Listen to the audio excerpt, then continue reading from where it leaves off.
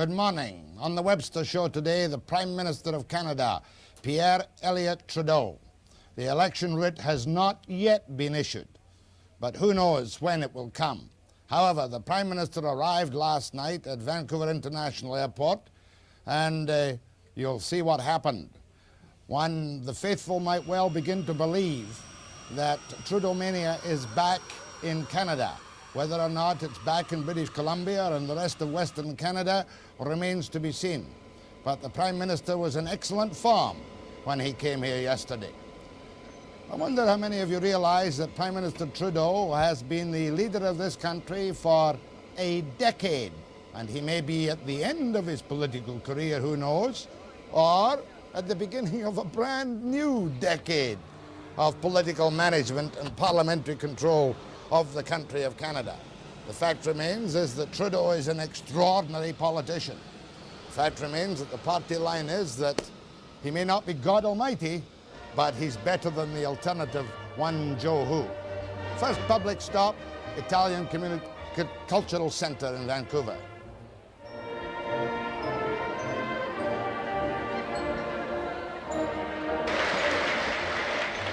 I swear that was the music of Land of Hope and Glory.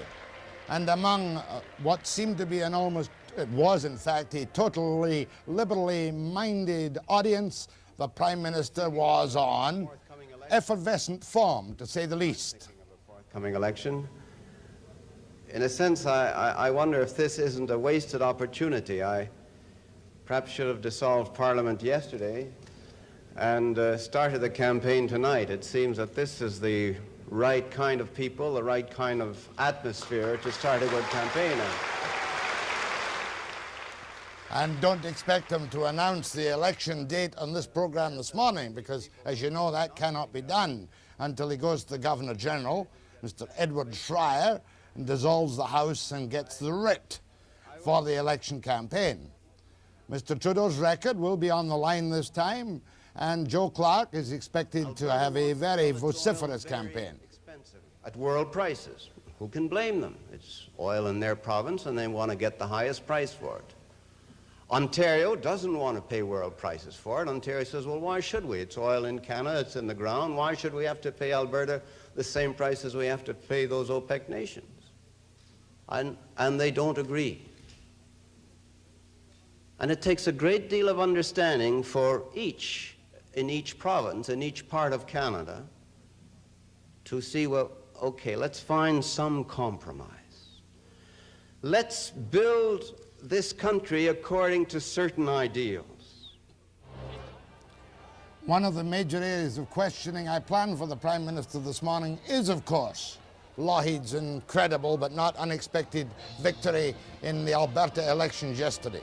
How can unity be achieved when you have a man like Lougheed there and the fight that's going on now about energy distribution in Canada? This and many other issues, hopefully with the Prime Minister.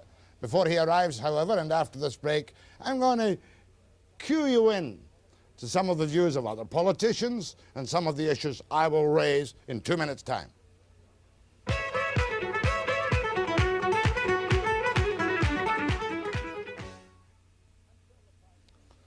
Until the Prime Minister arrives, which, within the next 15 minutes or so, I think it'd be a good idea just to kind of refresh our memories on the state of the nation at the moment. Not on issues, but on the state of the nation as far as the election might go. Now, who knows how the election will go? You can't possibly tell. But there are the standings in March 1979. Not that wide a spread, 131 Libs. See, they've got 60 in Quebec. 101 Tories, and they've got 2 in Quebec, and 16 NDP. Now, do the election results follow a Gallup poll? They're not that far out most of the time, but there has been a seesaw in this country on the Gallup polls in the past year. Gosh, I remember Clark was ahead, how much was it? Clark was ahead 47 to 29 in August 1976, and then some months later, the Libs were ahead. Now it's kind of seesawing. It's seesawed down to a level which I want to show you now on that the V4 about the Gallup polls. Where is it? It shows 39%, 38%, 19% for the NDP, coming up a little bit, and the undecided. And don't count that into the 100%. That's a separate section of undecided people, 33%. Now that's why, even in a sophisticated country like Canada, what you would think is a sophisticated country like Canada, the campaign plays a very large part in deciding how the actual election is going to go. You know, I remember in 1968, I was just a young boy then, when the Liberals went into the campaign terribly confident, not 68, 72, went into the campaign terribly confident. And what did they come up with? They were overconfident in those days, and they came up with a minority government by the skin of their Liberal teeth. There was only 2 seats when they were elected between the Tories and the Liberal, and those were the years when the NDP held the balance of power. And I think Broadbent right now, in fact I'm sure he told me this the last time I interviewed him, would certainly rub his hands privately in glee and say, that's what it looks like now. We, the NDP, what did I say they were? They're still 19% in the Gallup poll at the moment. We, if we're lucky, will hold the balance of power. Now, none of the constitutional amendments you've heard talked about apply in any way, shape or form to what happens in this election, not the issue. I'm talking about amendments. You've had all kinds of talks about House of Federations and the German-type proportional representation with an extra 60 members being allocated to the House of Commons, and that proposition was thrown out pretty quick, I think, by most Canadians who took any interest in it at all. Now, when will the election be? I'll skate around the subject with the Prime Minister this morning. One always does. It's part of the tribal dance.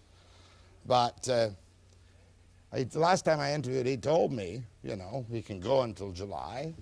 Technically, he could not call the House for another year, but I think he said to me then, look, if I didn't call the House in that period, I might be facing a revolution.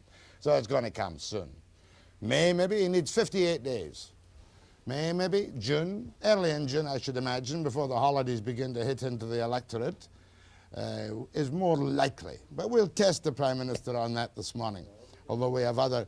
When he wants to call the election, he will call the election. You can be sure, though, in my mind, that it will be held before the middle of July.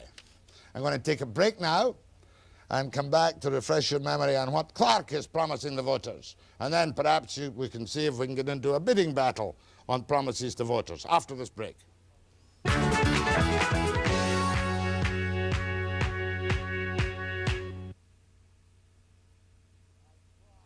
Believe it or not, I try to be fairly dispassionate when I'm questioning party leaders in this country, whether it be Mr. Trudeau or Mr. Clark. Liberal stalwarts, of course, were delighted with what they regarded as Joe Clark's most unfortunate experiences as he travelled around the world, remember? But you can't count them out. Let me go back to my interview with Clark in February and just refresh our memories on what Clark is going to offer to the voters in this campaign. We're going to move this country, Canada, towards a balanced budget situation. And we're going to do it by cutting 2 things. First, we're going to cut a lot of costs. I've spelled out the costs I'll cut. And incidentally, I'd like to have the Liberals start to spell out what they do. Would they get rid of Petro Canada as I would? Would they get rid of the Northern Development Corporation as I would? Would they introduce a policy of attrition in the public service as I would? The answer to all of those are no. But I've indicated where we would cut government costs. I've also indicated that we would cut government taxes because I want to put more money back in the hands of individual Canadians to get this economy growing. Now, there is going to be some period when you cut taxes because tax cuts cost money. There's going to be some period when there is a temporary shortfall in the money coming into government. Not because we're spending more, but because we're giving more back to individual Canadians to spend. And we're doing that because we think that's the way to get the economy growing. Within 2 to 3 years, I don't know if it's, as I said, I don't know if it'll be 18 months or 5 minutes.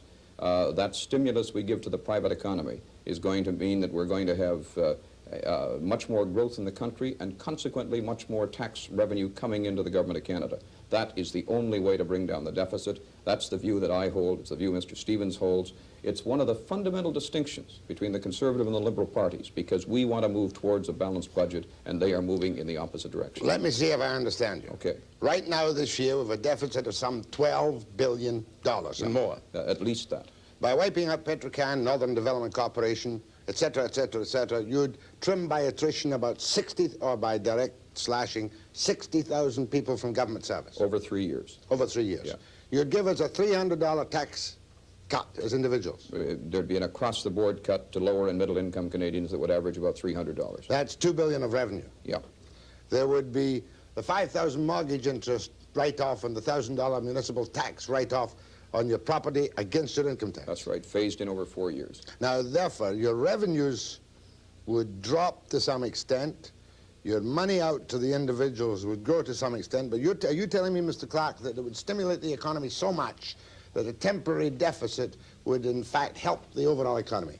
That's clearly what happened when President Kennedy did exactly the same thing. He introduced much more significant tax cuts than we're talking about, and the result was that the deficits went down. And the results of the tax cuts we're talking about will be that the deficits go down. Let's just take some of those measures. Let's take the mortgage deductibility measure. Right. What that is going to do is encourage dramatically house construction and house purchasing in this country. We've got unemployment in the range of 22% in the construction industry in the country. You and I are paying for those unemployed. They want to work, they're not working, they're on unemployment insurance. If we can put them to work, earning an income, building houses, they'll be going off unemployment insurance rolls. That will be a saving to the Government of Canada. They will also be contributing tax money. That will mean new revenues to the Government of Canada.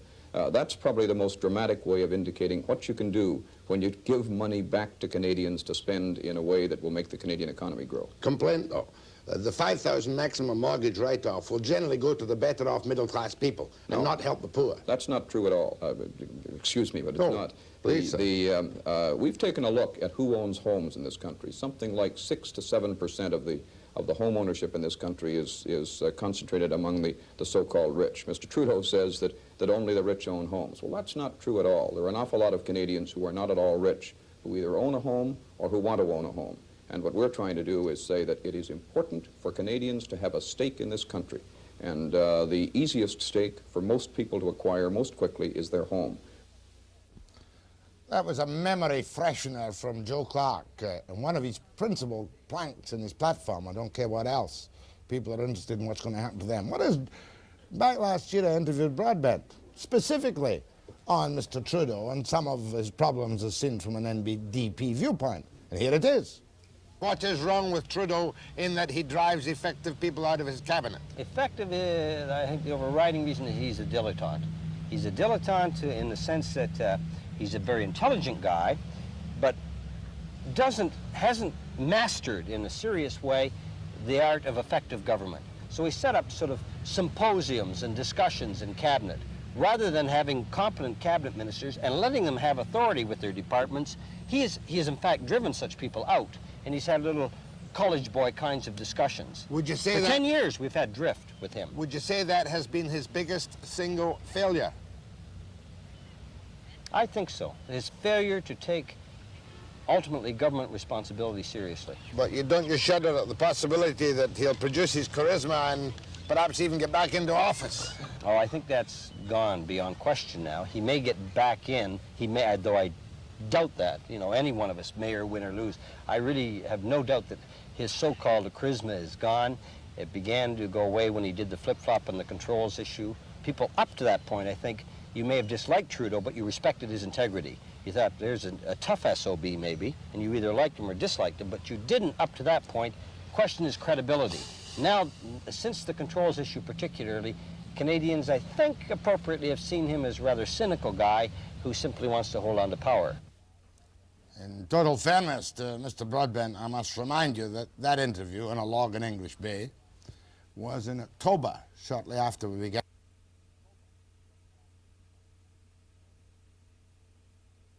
When I interviewed him 6-8 weeks ago, but I think he was still hoping very strongly, secretly, for a minority position in which the NDP could wield, as they did in the 72 minority, effective political clout. Well, the Prime Minister should be here within the next 10 minutes, and I'll be back after this break.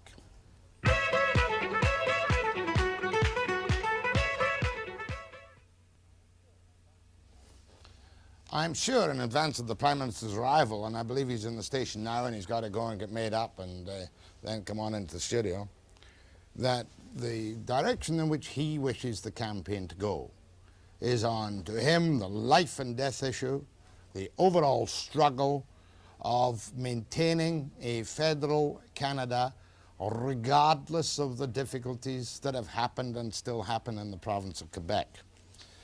And you know, again, just a very short clip. This goes way back to January the 8th, 1978. We're not going back to the FLQ thing, but he was talking on, he was asked on what he might do. You know, the old hypothetical, could happen, separation of Quebec, and here's what he said. Quite easy, because I've given it already once before, by action in 1970, when some group of Canadians, the then FLQ, attempted to take Quebec out of Confederation by breaking the law, whether it be stopping the mails or blowing up trains as they did, or raiding arsenals, or murdering a couple of people. You know what I did. That's my answer. So I'm not going to be shy about using the sword if something illegal is attempted in the province of Quebec. He's never shy about that kind of answer to that kind of question. But ordinary Canadians, perhaps like myself, get just a trifle confused. Sovereignty association. Remember when Crombie supposedly kind of double-crossed Joe Clark on the fact that he, David Crombie, the little guy who used to be mayor of Toronto, would discuss sovereignty association with Quebec. And Mr. Trudeau's position always has been and will continue to be solidly that he will only discuss Quebec within Confederation. That we'll have to talk about this morning. But then the person like myself wades through the Pepin-Roberts report and comes after stuff like this. Unequivocally, they came to the conclusion and observation. If it turns out to be the clearly expressed and settled preference of Quebecers to assume a sovereign destiny, none of us on the task force would wish to see their right denied. Now, that raises a big problem. And, you know, I'm totally in favor of national unity, as is everybody else. I don't think I've ever put it to Mr. Levesque before, and I hope to be able to put it to him this morning, that perhaps people don't speak as bluntly as this in the East. We certainly don't see an awful lot of it. But the object of the exercise for René Levesque is undoubtedly to smash the country. Oh, I think, in all fairness, that the Premier of Ontario, Mr. Davis, has made that very clear indeed. And they've got tensions in the East that we don't have. They've got this business of provincial laws which give preference to the construction workers in Quebec, and I believe there was a retaliatory measure in Ontario. Just imagine if that happened on the West Coast here. If the unemployed in British Columbia couldn't go work in the Athabascan tar sands in Alberta, or the unemployed in Alberta, and there aren't very many, couldn't come to work in any big developments in British Columbia. Economy is a major issue, of course, too, and Trudeau, the Prime Minister, can tell me this morning that all of a sudden the intrinsic value of the Canadian dollar is being recognized again. It's climbed up from the 83-cent levels up towards the 85-cent levels. Much of that, however, I think is due to the fact that the National Energy Board has been talking about the export of God knows how many trillion feet of gas, which is allegedly surplus to our requirements at this moment. The constitutional changes with which we have been flooded with propositions haven't really achieved very much yet. In fact, the only one that sticks in my mind is the fact that, apart from cable licenses for the provinces, and retaining the monarchy more or less in Canada, and the changes in the Supreme Court, is the fact that the provinces will eventually have, it would seem, complete jurisdiction over family law. That's complete jurisdiction over divorce.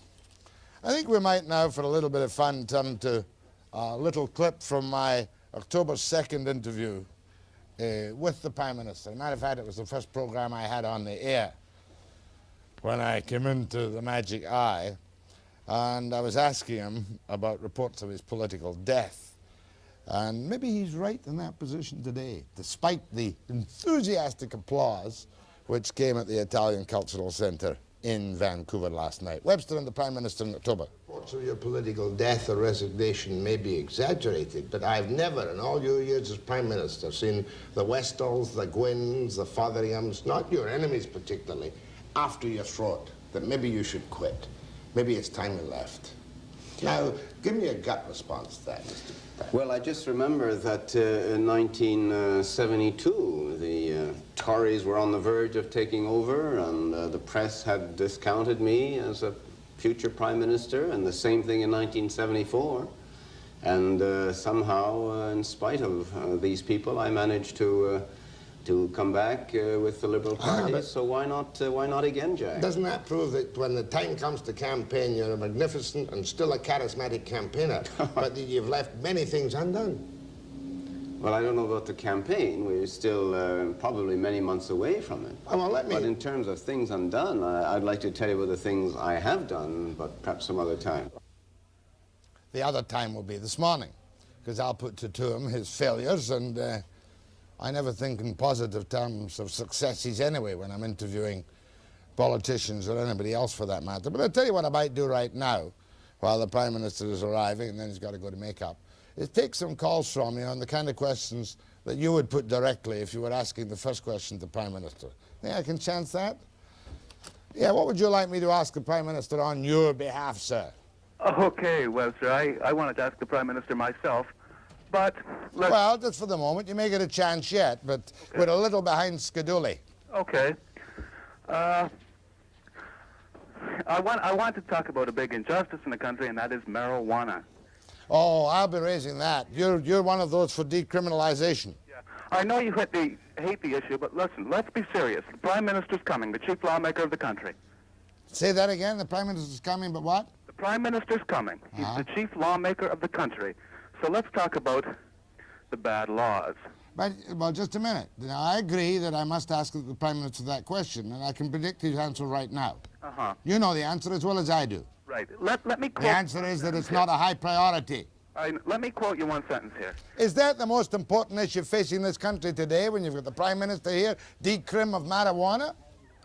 It's not anything but. Marijuana. It's correction of one of the biggest injustices in the country, and it seriously is, Webster.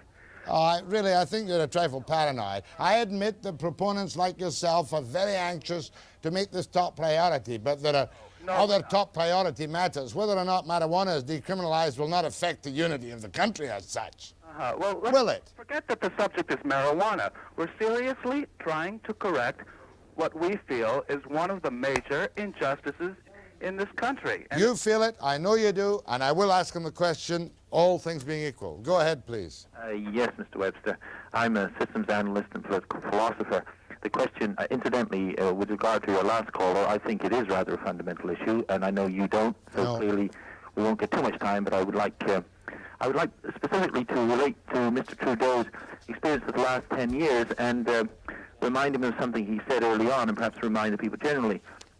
10 years ago, he was somewhat hustled into this rather inflated position, and he said at that time he didn't want the job. He would gladly get to know the Liberal Party from inside for 10 years. Well, he's had that time now, and perhaps his behavior and his abilities have been shaded by getting to know the way that the large political party in an industrial complex of this kind works. Maybe he's become cynical too, like some of us are?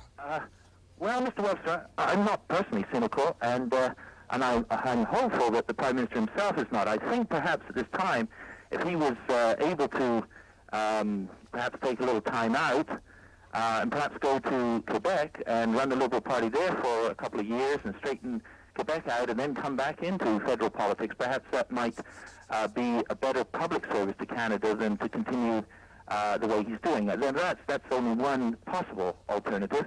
More specifically, I would like to ask him a question regarding perhaps a new direction for Canada, away from industrial materialism, which is essentially what is practiced in North America and in Russia and most of the Western countries, and go to a slightly different direction, a rather substantially different direction. That would be organic spiritual humanism. Oh, come on now. Organic spiritual humanism, and now in this country with people wanting houses and food and jobs at reasonable prices. However, I'll tell you what I'll do. If you can get your question down to 12 seconds or less, I may well come back to you in due course, so don't go away.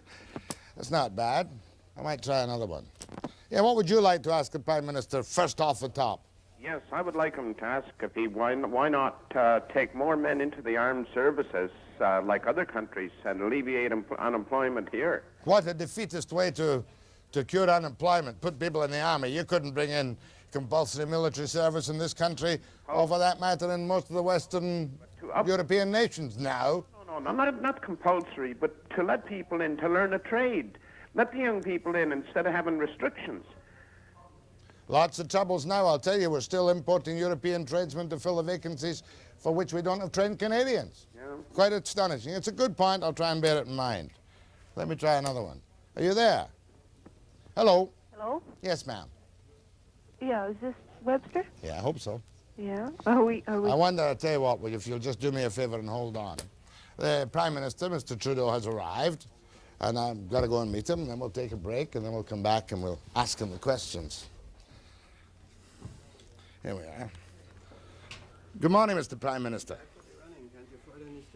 Well, they're just a really lavish studio. Good form this morning, sir? Yeah, no. No, not good form. No. Why would I see you? Okay, a couple of minutes, sir, and we'll be on the air with the Prime Minister.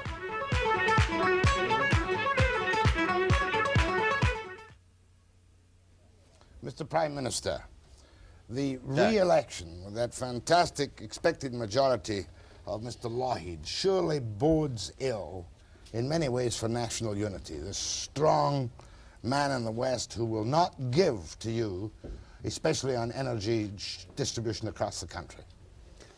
Yeah, I don't mind Premier Lougheed not giving to me. Our worry should be that he wants to take from federal jurisdiction. And you followed the federal provincial conferences. I haven't asked him for anything. It's the provinces, but not only Lougheed, Blakeney, and every one of the others. They want to take part of the trade and commerce power. They want to take indirect taxation. They want to limit the federal declaratory power and so on.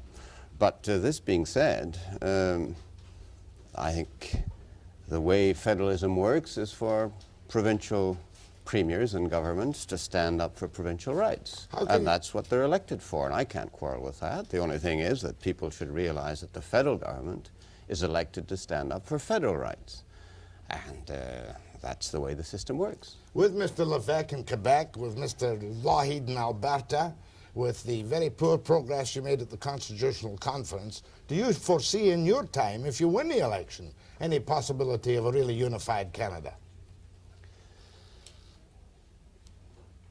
Well, first of all, there was progress at the Federal Provincial Conference.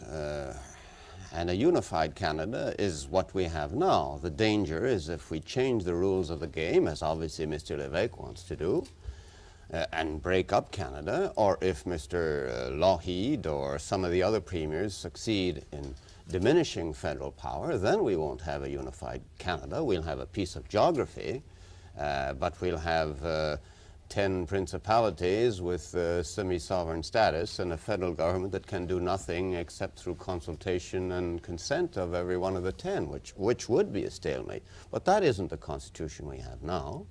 That's why I'm trying to protect these basic principles against a lot of premiers who do want to get rid of the federal government, either directly, as Premier Levesque does, or by weakening the federal government, as every one of the other premiers I've named does. On the energy bill, that must be one of your strong cards. People were, I suppose, somewhat surprised by your ordering Petro Canada to go south and buy the oil from Venezuela. Do you plan to take a tougher line against the Exxon interference in Canadian supplies, or Imperial's inability to supply Canada properly? Is this a new move, you might say, towards a little bit of the left in the energy policy?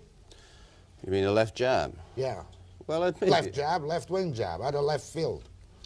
Well, you can argue whether it's left or right to have the state intervene in the marketplace for the economy, but I don't want to quarrel with the definition of left or right. The fact is that a certain number of multinationals, in the case of Canada, 7 of them, control 95% of our supply.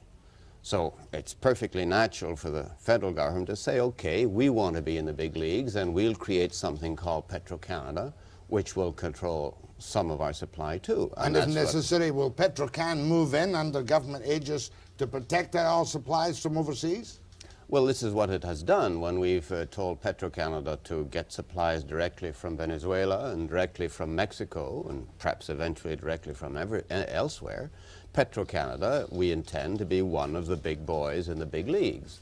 And since it's owned by the Canadian people, we're surprised that our opposition has wanted to get rid of Petro Canada. It is our only instrument to act on behalf of all the Canadian people. The others, the multinationals, they abide by the rules of the game generally, except when there's a conflict between their mother company and the people they serve. Naturally, that conflict isn't always resolved. Is this a clear warning to the multinationals not to affect their oil supplies, or Petrocan will get more power? Well, Jack, I mean, that's the language you use. I'm not a confrontational person, as you know. I don't like to talk about clear warnings and ultimatum and so on. I'm just doing what is necessary for the Canadian people. You are an ultimatum person, sir. If the nation's... if anything illegal is done in Quebec, just looked at a little clip a moment ago of what you said in '78. I shall not hesitate to use the sword if anything is done illegally in Quebec. Well, or if it's done illegally anywhere else. I mean, why pick out Quebec? If anybody in the country does anything illegal, they're brought before the courts under the criminal law. And this applies to people and to governments. Sir, is this going to be this campaign? Oh, we must fence about the date, sir. When do you think the House will finish its business? I don't know, Jack. I've indicated that there were a certain number of bills we'd like to have before adjourning. One of them was the energy supply bill, precisely, which is bogged down in the House now because of the Conservatives again, and we feel that in an emergency we need this bill. And Iran has shown us that there can be emergencies, and the Exxon action that you've just described. So we would like to have that. We would like to have the referendum bill about which we can talk. But at some point, I'll have to say, well, obviously these opposition parties won't let these bills through. They're going to drag them out. Let's go to the people and see if we can get authority to put that kind of bill through. Have you a time limit in your mind, sir? 2 weeks, 3 weeks, a month? No, I've always said that I'd stay within the constitutional time limit. Which, of course, is the end of July. Which is roughly around the end of July. Sir, this campaign, because of the believed alienation against your party in the West, will it be run on your personality? Is that your plan? Well, it's certainly not my plan, Jack. I can't say how the people will react or what the other parties will do. Can I give you your cabinet minister's party line, which is that Pierre Trudeau is not God Almighty, but look at the alternative. That is the line, is it not, sir? Well, I don't know. That's not my line. That's not your line. I don't think it's the cabinet minister's line If either. Liberals say that, they're not being very positive about you, are they, sir? I hope they make it more punchy than that, Jack. How would you make it? Well, I wouldn't make it in terms of people. I'd make it in terms of policy. What policies are necessary at this time in the divisional atmosphere that you talk about, in the confrontational atmosphere of Lougheed getting elected to fight the feds, and just a few months ago Blakeney getting elected to say he would fight the feds, and Lévesque obviously getting elected to say he would fight the feds.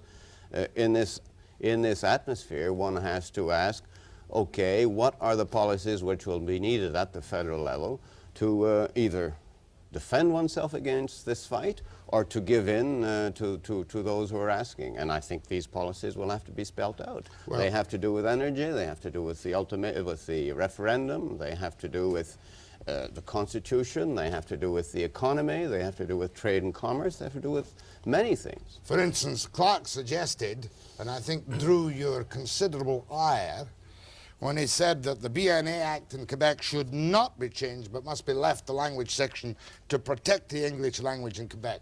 Do you feel a person with that policy is fit to lead this country? Well, I see nothing wrong with that policy. What I see wrong is that he stops there. It's all very well to say, well, we need the BNA Act to protect the English in Quebec. That's been our policy too. What I object is that he doesn't go on and say what we need outside of Quebec to protect the Francophone minority in the other provinces. And it's easy to say, well, I'm for Section 133, which protects the English in Quebec. He was saying that to the English in Montreal. But what does he say to the Francophone minority, some 500,000 of them in Ontario? What does he say to the Francophone minority in New Brunswick, which are about a third of the population? All of the provincial premiers, roughly speaking, would seem to say, yes, we're all for equality, if and where and when feasible. Is that not right, sir? Is that not what you got stuck with? That's a bit what we're stuck with, Jack, although some of them are prepared to go further than that. A couple of provinces are prepared to guarantee linguistic minority rights in the area of education. Not too many, but a few of them are. Do you feel, sir, that after 10 years in power, and you've been Prime Minister and leader of this country for 10 years, or do you realize, sir, that there are people who look at your personality and your style and they say, I still don't trust that man because of his background? How would you reassure those doubters who say, Pierre Elliott Trudeau, undoubtedly erudite, brilliant, philosopher, a man who has come through the gamut from socialism to capital L liberalism? How do you reassure them, sir? And do you mind if people say, I don't really trust that man? Well, I don't try to reassure them. If they want to be reassured, they can look at my acts and judge if they are compatible with their view of the country or not. Those who are afraid I'm a socialist, they can ask themselves, what have I nationalized? Any banks or any big corporations? Or and those who think that I'm too much of a liberal can ask themselves the contrary questions. You know, you should judge a person, you say I've been for 10 years, you should judge him on the ideologies that he has applied, not on your own particular prejudices. Now, are you going to counter Clark's offers to the voters in specific terms of his tax cuts, his 60,000 civil servant layoff one way or another, his mortgage, 5,000 off your mortgage interest rates and 1,000 off your property taxes? Do you plan to counter that, or does your policy of restraint make that undesirable when we have such, I think he talks of a 12 billion deficit you have? Well, I think that's the contradiction. Mr. Clark, on the one hand, says that we're spending too much and have too large a deficit. Then he goes on to say that we need a stimulative deficit for perhaps 2 or 3 years. So he's going to increase that deficit, and he's surely doing it with a vengeance when he lines up all these promises of tax cuts and of mortgage grants and everything else. No, our position is that it's always nice to go into an election and say you're going to cut taxes, but it doesn't take any political genius to say that. And you're not going to do that? No. If we were going to cut taxes, I can assure you it wouldn't be this way. It wouldn't be to help those who are already rich. It would be to help those who really need houses, and not those who are in the perhaps $50,000 bracket. I must admit I'm a bit confused myself about your latest bite at the cherry of inflation, Mr. Trudeau. I think we've had 5 agencies in the last few years under you, and now we've got a National Commission on Inflation. That doesn't really hope to do anything. It has no power, has it, sir? Well, it has power to inquire and to command for the production of papers in order to find the facts. It has no power to exercise controls, if that's what you mean, because we got out of controls. We were in controls for 3 years and we put an end to them. So you could really be astonished if, having got out of them, we got right into them again. What we're saying is, having got out, there is a danger that the inflationary pressures have not completely subsided, and we want a watchdog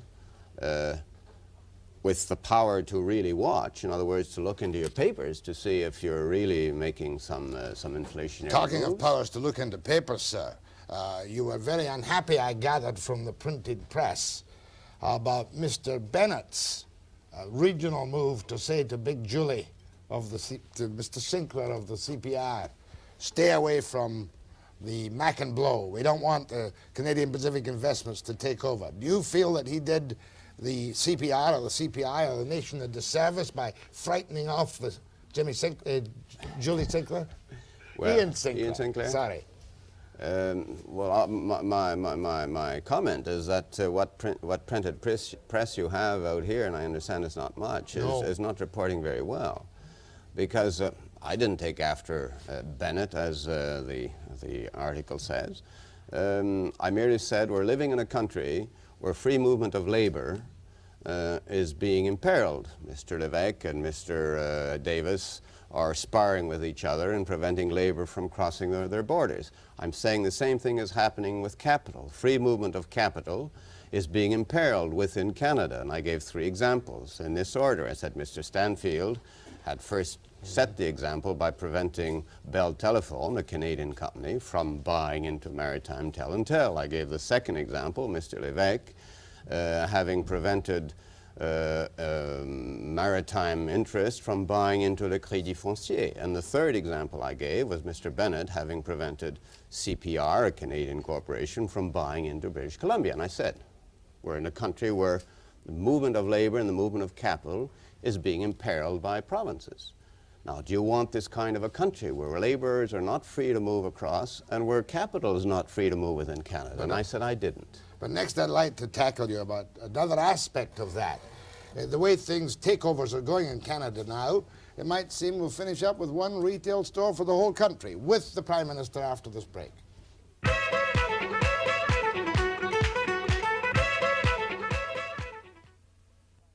We now, Mr. Prime Minister, have the almost incredible sight of Lord Thompson's boy coming up with a $385 million bid to take over the Bay, which is Fields and Zellers and all kinds of other people. Would you not feel it's time we had a Combines Investigation Act with teeth in it to prevent such a massive takeover of retail outlets as a possibility today in Canada? Well, on what grounds would you prevent it, Jack? I mean, Thompson, I guess, is in the newspaper field. He's not in the retail field. So will this mean a greater monopolistic control of retailing, or what? Yes, it would. Why? He takes over the Bay, which has taken over Sears, and between them they've got Fields, and I think the other one is called Zellers. They're all together now. So what's he? He's not taking in. He's not a. Who knows where he'll stop? He's not a retailer who's taking over other retailers. The retailers are already together. Well, let's forget Mr. Thompson then. I'll retreat a step and say perhaps this conglomerate is too big.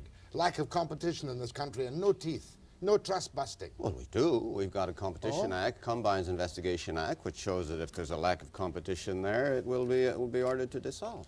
But this is a small country, and that's a massive conglomerate. Will that be investigated by the Combines people? I think the minister already said that they were going to look to see if competition was being unduly restrained. On another subject, sir, the Just Society.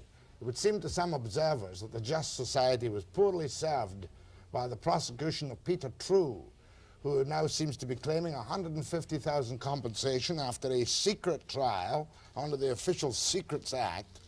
Do you plan to take a sympathetic look at Trudeau's problem, or is he merely caught in the toils of an old-fashioned law? Well, what's your particular sympathy for this man? I mean, there's, I suppose, hundreds of people across the country who were brought before the criminal courts and who were found innocent. I never heard you make a great case that we should pay their fees and so on. Why'd you suddenly go for Trudeau? I mean, you have to look at the principle of it, Jack. If the state prosecutes anybody maliciously, obviously there's a case for damage. But there was no malicious prosecution. The proof is that there was a preliminary inquiry which said that there was a matter to go to trial. Then there was a Supreme Court of the province which said that he was guilty. And it's only in the appeal that they said, well, there's a doubt, we'll give him the benefit of the doubt. There's one very big... But this happens every day. No, sir. That people are brought to the criminal or to the police courts and they're acquitted. With respect, sir, you were the Minister of Justice. The big difference in the case here is that his trials took place in secret with him under judicial restraints even when he was not in court, sir. If you are charged and acquitted, I know why you were charged and acquitted. I can attend the trial. This was done, unlike the United States or even Britain today, in secret. Well, on that I don't think you're on a very good ground, because even the appeal courts which acquitted him said quite clearly that the trial was properly conducted in secret, and to boot, his lawyer consented to the secret trial. There was never any question about the secrecy at the time. His lawyer consented to it, and the appeal court, which found him innocent, said it was very proper that the trial was conducted in secret. You don't think it's time we amended our antiquated Official Secrets Act to only have those parts which affect security held in closed court? Well, look, in talking of amending acts, we're amending them all the time. We've got amendments to the criminal code in front of But your position is clear on that, sir. I need chase you no more. Trudeau was not unjustly treated and deserves no compensation. I say that if we want to get into the process of compensating people who are acquitted before the criminal courts, we'll have to do it for everybody and not for Mr. True alone. And this is something that the Law Reform Commission is looking into and will make recommendations. I just want people to know that this will mean an increase in their tax dollars, and perhaps it's something that a just society, as you say, should envisage. But what we have done in the past few years is to pass legislation to compensate the victims of crime, of which there was nothing before until the federal government took the initiative. Now we compensate the victims of crime, but those who have been brought to trial without malice, but in good faith, as in this case, and were found innocent, so far no government in any country I know has say, well, we'll pay your lawyers' fees. And you have to think of the consequences. We'll leave it at that, sir. I want to get into two local questions. Your policy of administration after the rebukes you suffered from various auditor generals and whatnot is one of restraint, is it not?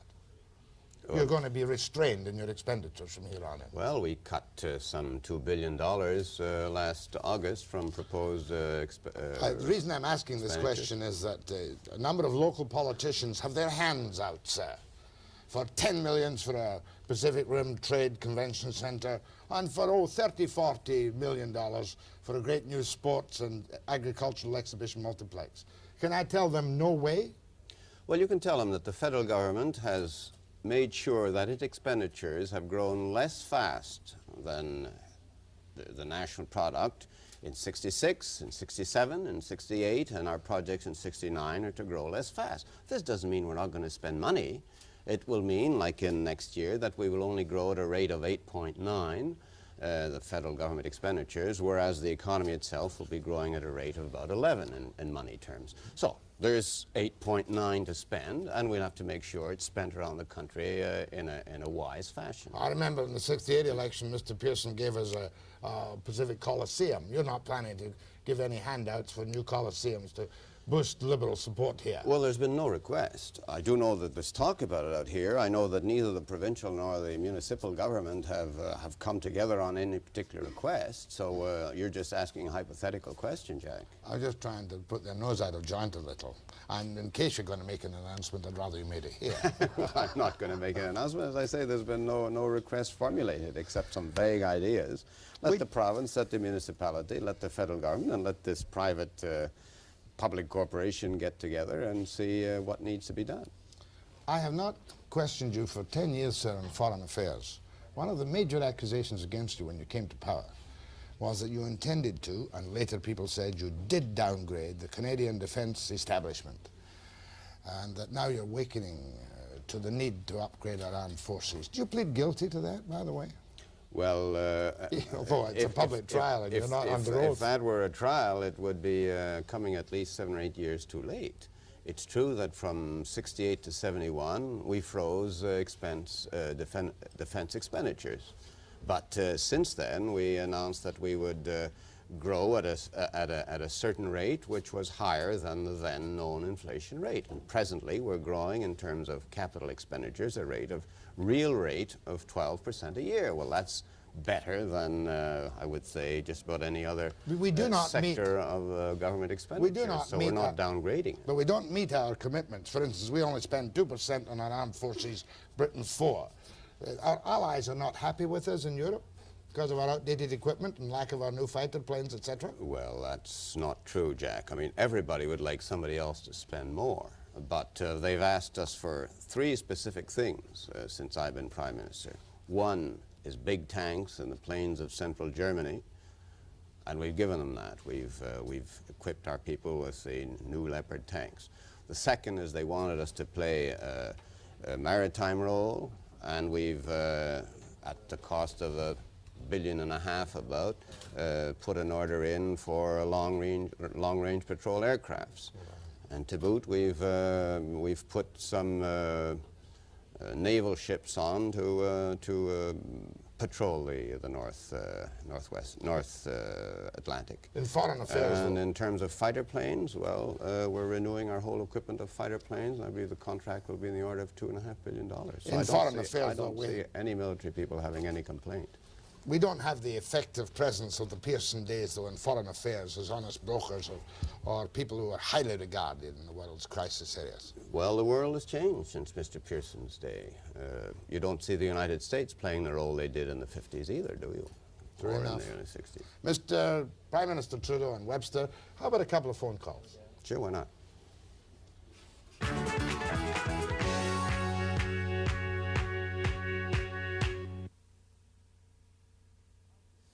I am continually hounded by callers, Mr. Trudeau, on this damned decriminalization of marijuana. I happen to be against it. Simple question. Has it any priority for Early if you are the Prime Minister next time round?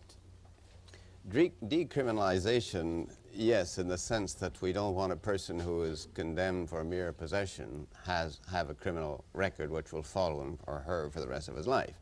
Decriminalization in that sense, yes, but not in the sense that it will no longer be an offense of any kind to possess and use marijuana. In other words, there will be some restraint, but it won't go into your criminal record, and it won't result in a jail sentence. Agreed, and nobody argues with that. But you would expect a vast increase in the use of marijuana because youngsters will say, oh, it's decriminalized, it's legal. This is the danger, isn't it? Well, they may find themselves paying a fine, and they may find themselves hauled before the court. That doesn't worry you too much, marijuana? Well, it would worry me if I were smoking it, if I saw my kids smoking it. I think the effects on the mind are not determined any more than the effects of alcohol and a lot of other drugs. Yeah. I just think if you can stay away from it, it's better. And if you can stay away from all of them, so much the better. So much the better. We're for motherhood, against evil, and in favor of purity. But we don't all practice it. Well, I was going to say speak for yourself, but how could you say that to our Prime Minister? Go ahead to the Prime Minister. Yes, Mr. Prime Minister. I was going to ask you another question which might have been more appropriate, but I believe there is a point there. By simply saying decriminalization rather than legalization of cultivation, for instance, you're creating another rich man, poor man law. If I'm a poor man, and I am, and a man of God, and I am, and I use it for sacramental purposes, I think that's entirely my own... Keep it short, please. And, okay, what I would specifically like to inquire of you is, do you believe that the excess of sectarianism among religious groups in this country, the differences with fundamental issues like the marijuana issue, the nuclear issue, and so on, that these have to receive really very serious contemplation and no more investigation, but some determined action on your part to bring this country together with a common and holistic and planetary view of the future for the world? Yes, I agree with that. Thank you very much. I'm glad you did. I was worried you wouldn't. Go ahead, please. Good morning, Jack. Yes. Good morning, Mr. Prime Minister. Morning. My question, Mr. Prime Minister, is one which I would like a very direct answer from you on as the Prime Minister. And that is, should the outcome of any referendum taken by Mr. Lévesque on the matter of Quebec remaining in Confederation prove to be contrary to our present setup of Confederation, in other words, if Mr. Lévesque should win a referendum and separation become very possible reality and not just a pipe dream as it is now, what measures would you as the Prime Minister take, and I mean definite measures, would you take to quash such a move? And I put forward perhaps three... Hold on, that's a good question, well put. Perhaps three small possibilities, Mr. Prime Minister. Put a blockade on Quebec, such as President Kennedy did on Cuba. 2, evoke the War Measures Act, such as you did in the October crisis of 1970.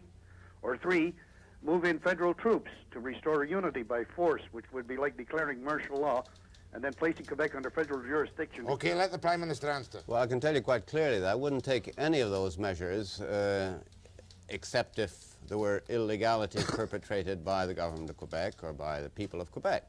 And that's the parallel with the War Measures Act. If somebody tries to seize power illegally, as the FLQ did, they will be treated under the law, as I did then. Insofar as the other aspect of the question, if Lévesque proceeds, as he says, with asking people if they want to vote for sovereignty association, my answer is very clear. So, sovereignty association is like squaring the circle, and if he gets a yes vote to people who say they want sovereignty association, I'll say that they can go chase themselves. I wouldn't even bother sitting down negotiating with them. I must admit, you and Mr. Clark are pretty close in that, aren't you? Well, we're close now, but I think it's because the Mr. Clark and Mr. Crombie and the others have all changed their mind. First, they said that they would negotiate with Mr. Lévesque if he had a mandate for a sovereignty association. Then the roof fell in, and they changed their mind, which is fine. You say that you will always talk with Lévesque at any time. Is that correct? But not negotiate. For instance, sovereignty association is non-negotiable, correct? I won't even talk to him about that. Why'd you say I said I will always talk? No, but the man in the street sometimes gets confused. At some stage, there's got to be talking with provincial premiers, as you do at constitutional conferences. Sure. If anybody wants to stay within Canada and make a different arrangement under the Constitution, as Mr. Lougheed, as Mr. Blakeney, as Mr. Lévesque, as Mr. Davis want, I'll talk to them. The moment it's edging and outside... I'll give them some powers, and in exchange I'll ask for some more powers for the federal government, and we can come up with perhaps a new Canadian Constitution. But the moment somebody wants to go outside the talk and do something illegal, my answer is no. Game over. Game over.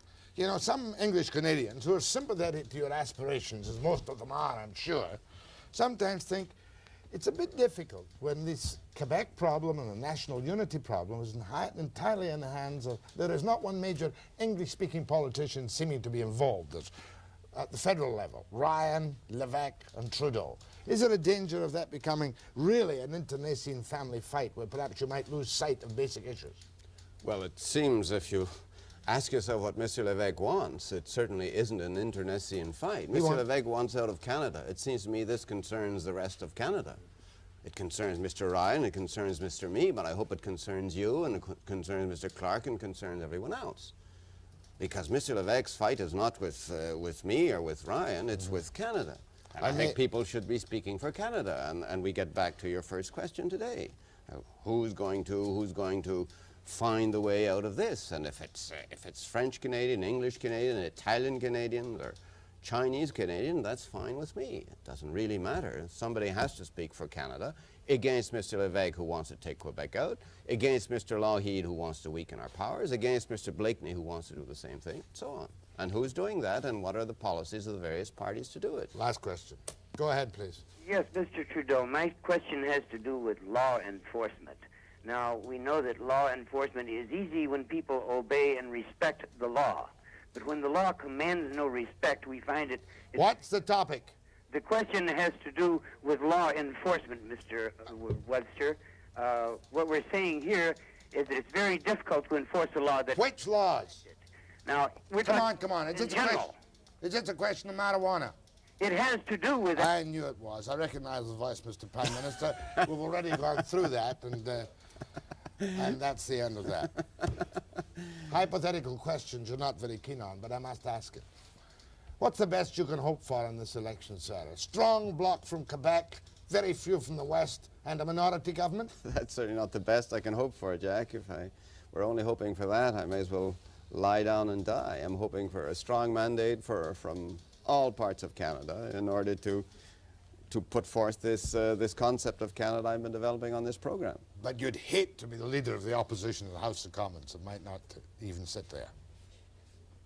I might not even sit there. As leader of the opposition. Look, I'll respect the voice of the people. I'm a great believer in that old cliche about vox populi, vox dei. You know, if the people want something, I will abide by their will. Vox populi, vox dei. Thank you, Mr. Trudeau. Thank you. Take it away.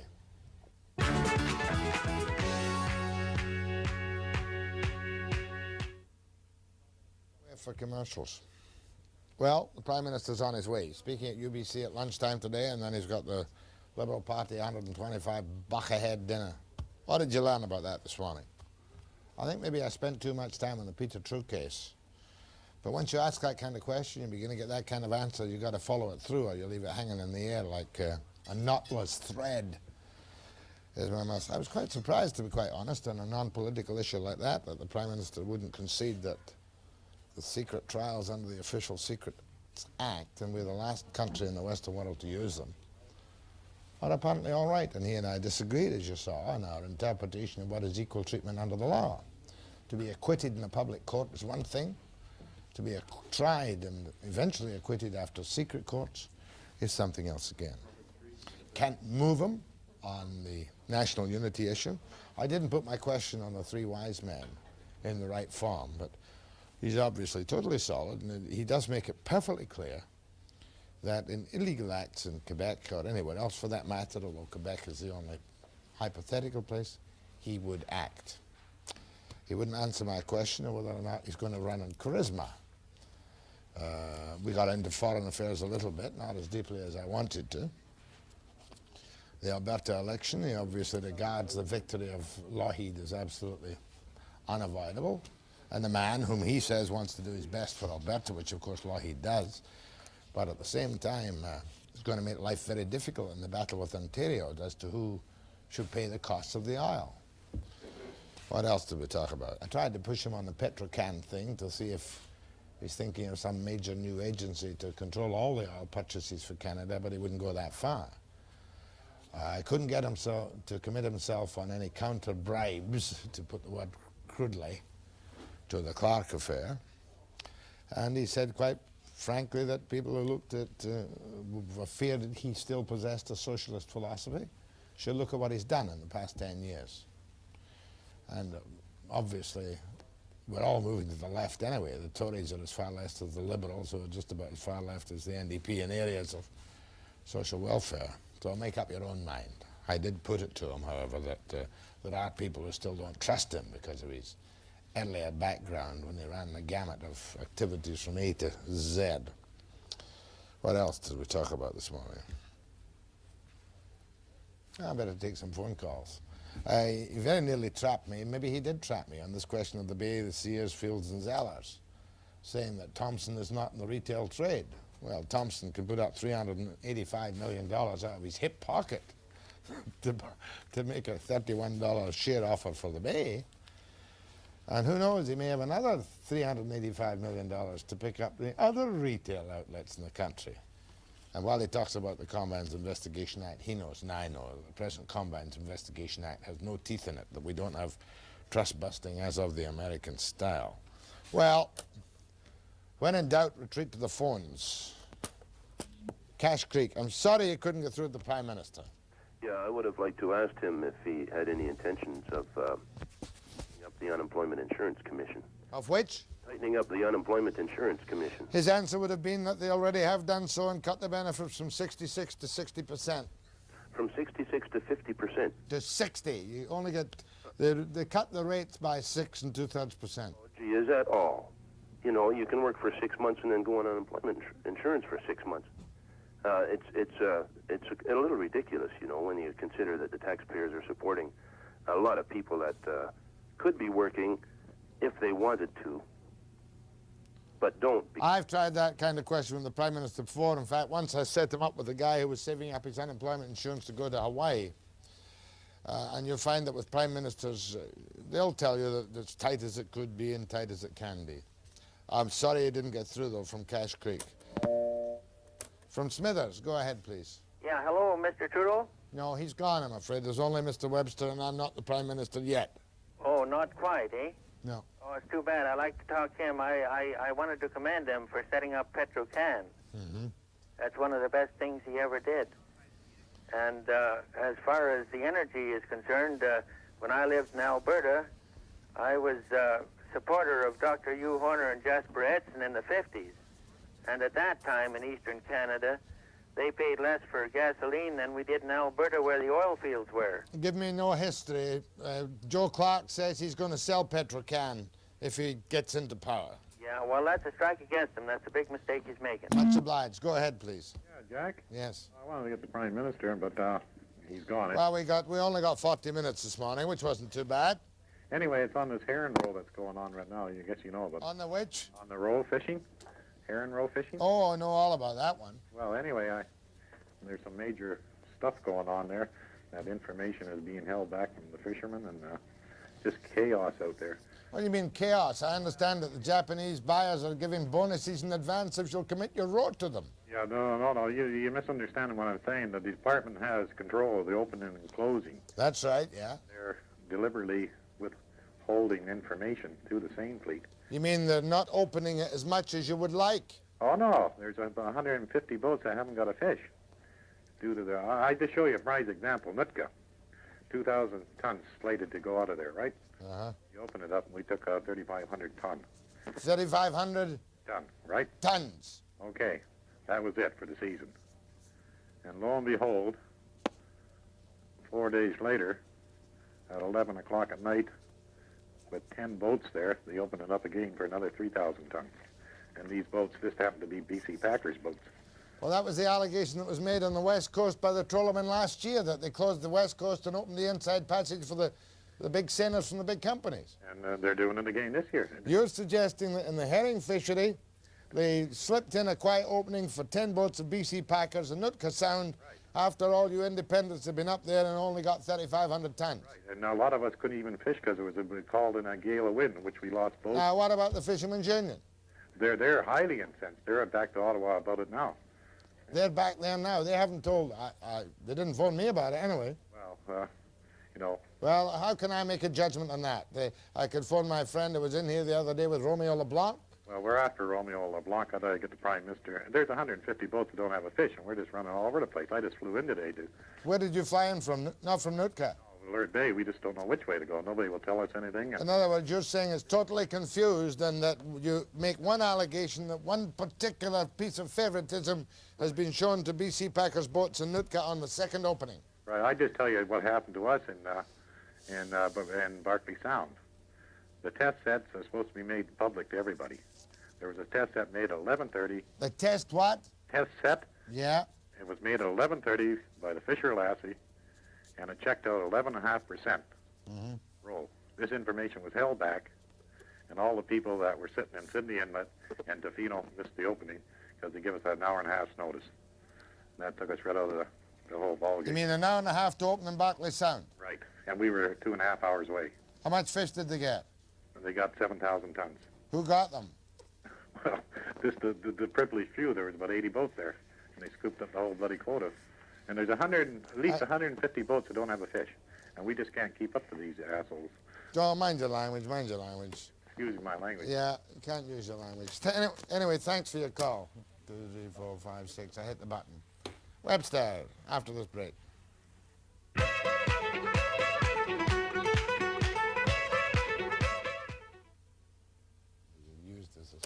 Go ahead, please. Sir, I'm sorry I didn't get to speak to the Prime Minister, but I have great faith in your ability to follow through on important issues. And this is about nuclear power and what took place in Vancouver last week. I think it's very significant that that federally funded pro-nuclear committee on nuclear issues in the community ended up calling for a judicial inquiry nationally into energy with particular emphasis on nuclear power. And apparently that recommendation is going to Cabinet. And I wanted to find out if the Prime Minister would support this. Funny. I never even thought of that. Well, I think that's very important because that's a real breakthrough, because that's the committee that Dr. Downsthrow resigned from that he considered a whitewash. And then they put a couple of... Well, we're going to have Gillespie on sometime soon, I can almost guarantee you, and we'll have at it with Gillespie. Well, I think that this is important also because it's restricting we're finding out in this Royal Commission, the Bates Commission, is restricted. No more details, love. I'll follow that for sure. Go ahead, please. Hello. I would have liked to have heard Prime Minister's comments about the problems of grain shipments to the West Coast ports and getting it out.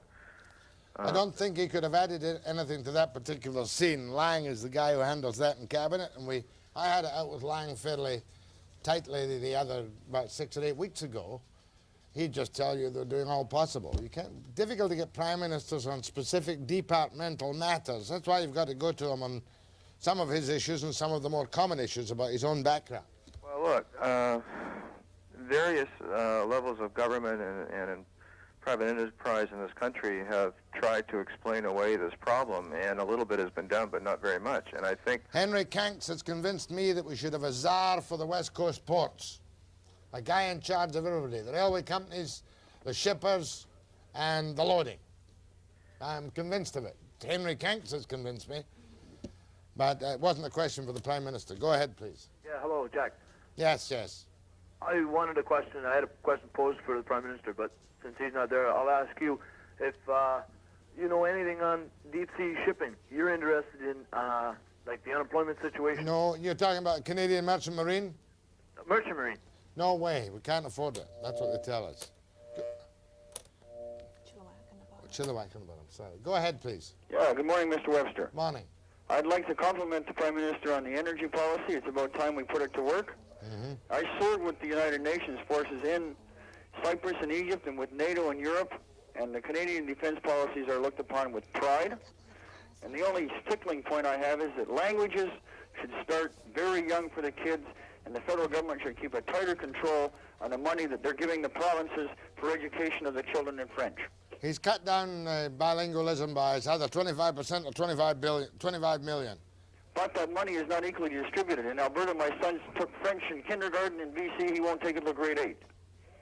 Pity, pity, pity, pity. Okay? That's a pity. Go ahead, please. Sir, I wanted to speak to you in regards to the taxation of registered retirement plans, and also the fact that if you end up getting a federal pension or your own pension, right, that's deducted from Canada pension, and you end up getting no more than someone who's been on welfare all their life. Oh, yes, you do. Don't give me that. That's just garbage.